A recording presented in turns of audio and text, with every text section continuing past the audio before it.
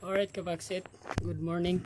So may ibang unit na naman tayo. Yan, kita ko sa inyo. Mitsubishi Montero. So papalitan natin ng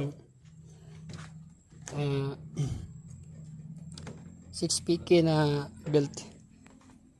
So mamaya i-reveal natin yung part number para kung gusto nyong makatipid ay pwede na kayo mag-search at mag-search lang sa Shopee. May mga replacement doon.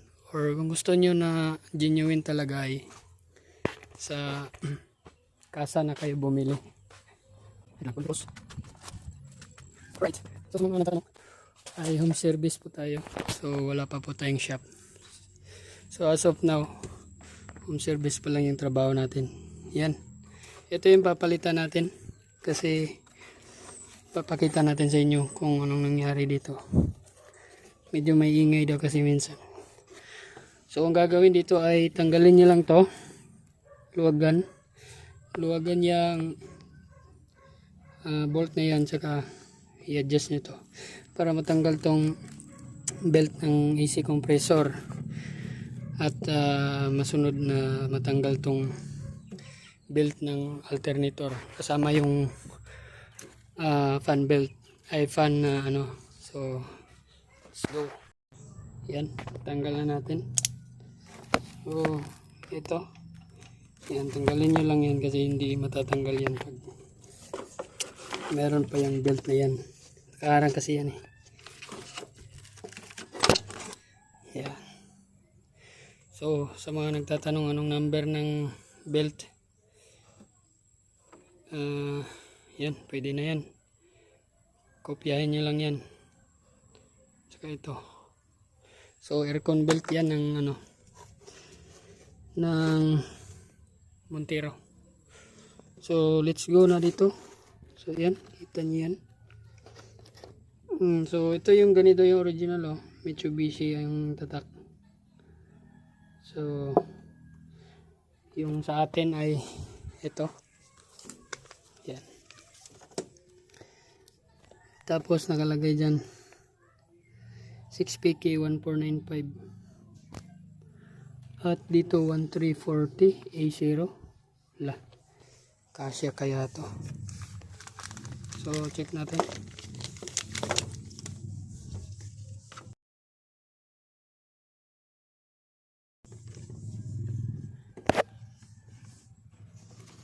Ayan. 6PK 1495. So same lang sila. Pero dito hindi magkaparehas. You know. A015 dito 149. Sige. Check lang natin kung kasya ba. Lagyan mo na. Yan. Yan yung tensioner. So hanap tayo ng 14. Yan. So kailangan nyo lang ng 14mm or ganito. O pwede ring combination 14 basta kaya nyo lang. Tapos 22 na combination.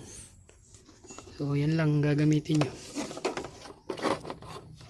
Tapos tanggalan natin. So kumpara natin sa bago. Customer yan, bitak-bitak na, crack na. Baka maputulan pa siya sa daan. So, pinalitan. So, check natin. So, made in Thailand pala to. Yan.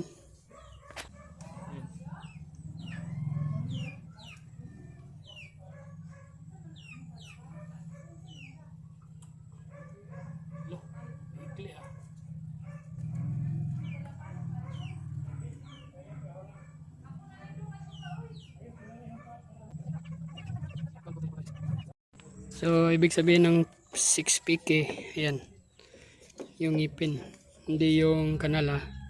1, 2, 3, 4, 5, 6, yan, 6PK to. Yan kalagay 6PK 1495. So, try natin kabit.